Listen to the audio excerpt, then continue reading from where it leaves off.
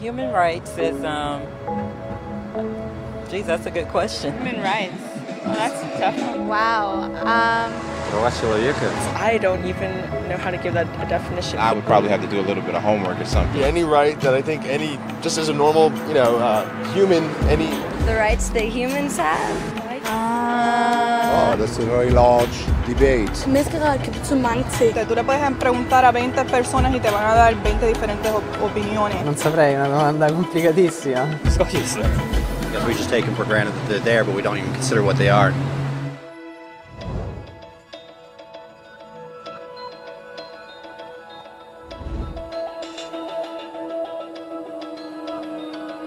Human rights are the rights you have simply because you're human. It's how you instinctively expect and deserve to be treated as a person, like the right to live freely, to speak your mind, and to be treated as an equal. There are many kinds of rights. Most apply to a certain group. But human rights are the only ones that apply to absolutely everyone, everywhere. That means kids, old people, poor people, basketball players, garbage men, rappers, teachers, Africans, Indians, Albanians, Christians, Muslims, Kabbalists, atheists, your mom, your dad, your next door neighbor, and you all have the exact same human rights. In other words, they're universal. But the question remains, what are they?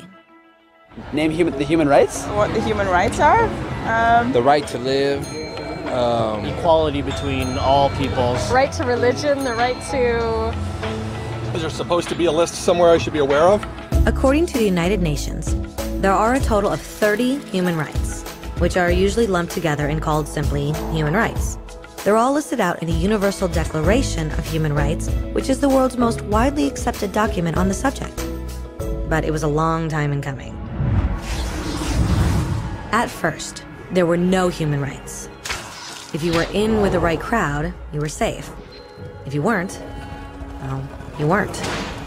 But then a guy named Cyrus the Great decided to change all that. After conquering Babylon, he did something completely revolutionary. He announced that all slaves were free to go. He also said people had the freedom to choose their religion, no matter what crowd they were a part of. They documented his words on a clay tablet known as the Cyrus Cylinder. And just like that, human rights were born. The idea spread quickly to Greece, to India, and eventually to Rome. They noticed that people naturally followed certain laws, even if they weren't told to. They called this natural law, but it kept getting trampled on by those in power. Not until 1,000 years later in England did they finally get a king to agree that no one can overrule the rights of the people, not even a king. People's rights were finally recognized, and they were now safe from those in power. Kind of. It still took a bunch of British rebels declaring their independence before the king got the point that all men are created equal. Which isn't to say he liked the idea, but he couldn't stop them, and America was born. The French immediately followed with their own revolution for their own rights. Their list was even longer, and they insisted that these rights weren't just made up. They were natural. The Roman concept of natural law had become natural rights. Unfortunately, not everyone was so thrilled. In France, a general named Napoleon decided to overthrow the new French democracy and crown himself emperor of the world. He almost succeeded, but the countries of Europe joined forces and defeated him. Human rights was again a hot topic. They drew up international agreements, broadly granting many rights across Europe. But only across Europe. The rest of the world somehow still didn't qualify. Instead, they got invaded, conquered, and consumed by Europe's massive empires. But then a young lawyer from India decided enough was enough. His name was Mahatma Gandhi, and in the face of violence, he insisted that all people of Earth had rights, not just in Europe. Eventually, even Europeans started to agree. But it wasn't going to be that easy. 2 world wars erupted. Hitler exterminated half the Jewish population of Earth in horrifying Nazi death camps. And all told, 90 million people died. Never had human rights been so terrifyingly close to extinction. and never had the world been more desperate for change. So the countries of Earth banded together and formed the United Nations. Their basic purpose was to reaffirm faith in fundamental human rights, in the dignity and worth of the human person. But what were human rights? Were they the proclamations of Cyrus, the natural laws of Rome, the declarations of France? Everyone seemed to have a slightly different idea of what human rights should be. But under the supervision of Eleanor Roosevelt, they finally agreed on a set of rights that applied to absolutely everyone. The Universal Declaration of Human Rights. The French concept of natural rights had finally become human rights. So, in summary, at first, only a few lucky people had any rights, until one of those guys decided, hey, other people should have some rights too, which was great, except not everyone agreed. And it only took a few thousand years of fighting and declarations and more fighting until everyone finally agreed that human rights should apply to everyone. And they all lived happily ever after. Except for one little problem. If people have the right to food and shelter, why are 16,000 children dying of starvation every day? 1 every 5 seconds. If people have freedom of speech, why are thousands in prison for speaking their minds? If people have the right to education, why are over 1 billion adults unable to read? If slavery has truly been abolished, why are 27 million people still enslaved today? More than twice as many as in 1800. The fact is, when it was signed, the Universal Declaration of Human Rights did not have the force of law. It was optional. And despite many more documents, conventions, treaties, and laws, it's still little more than words on a page. So the question is, who will make those words a reality? I have a dream today. When Dr. King marched for racial equality, he was marching for rights that had been guaranteed by the United Nations for almost 2 decades. But still, he marched. When Nelson Mandela stood up for social justice in the 1990s, his country had already agreed to abolish such discrimination for almost 40 years. But still, he fought. Those who fight today against torture, poverty, and discrimination are not giants or superheroes. They're people. Kids, mothers, fathers, teachers. Free-thinking individuals who refuse to be silent. Who realize that human rights are not a history lesson. They're not words on a page. They're not speeches or commercials or PR campaigns. They are the choices we make every day as human beings.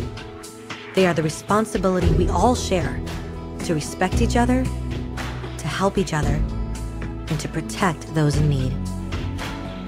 As Eleanor Roosevelt said, where, after all, do universal human rights begin? In small places close to home. So close and so small that they cannot be seen on any maps of the world.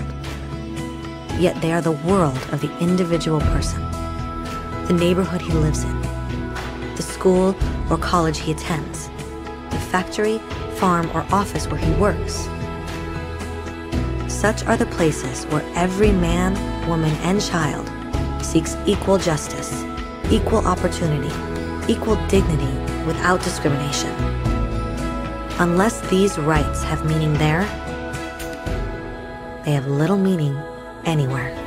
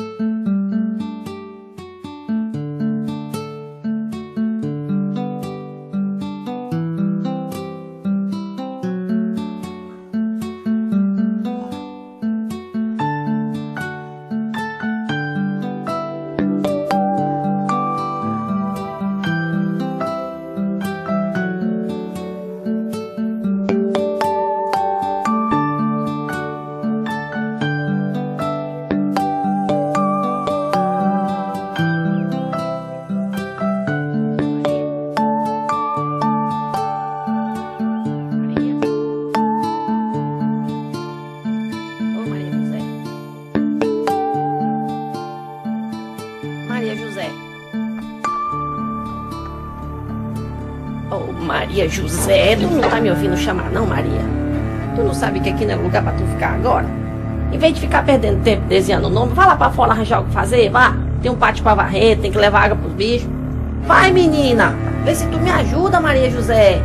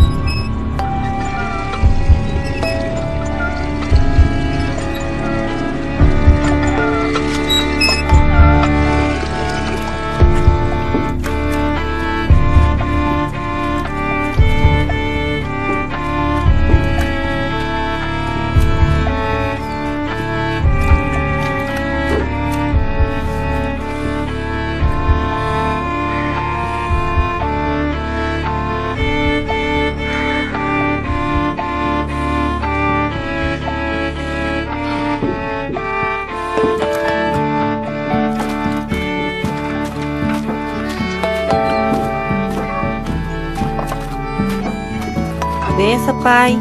Deus abençoe. Tudo bom, Maria? Tudo bom, Antônio. Dê aqui, deixa que eu levo. Não precisa não, Antônio.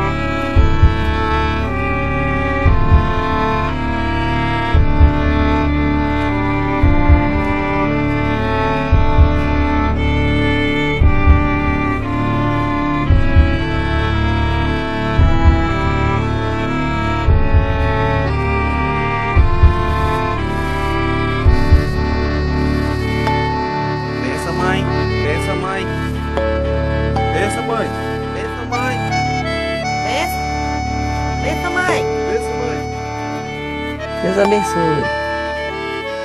Deus abençoe.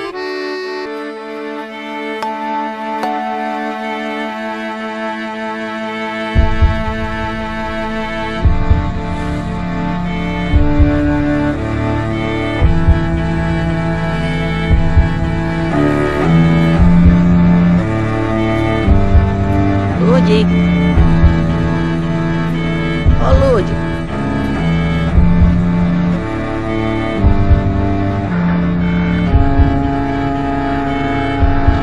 Lude. Oh, Lude, tu não tá me ouvindo chamar não, Lude? Tu não sabe que aqui não é lugar pra tu ficar agora? Em vez de ficar perdendo tempo desenhando o nome, vai lá pra fora arranjar o que fazer, vá. Tem um pátio pra varrer, tem que levar água pros bichos.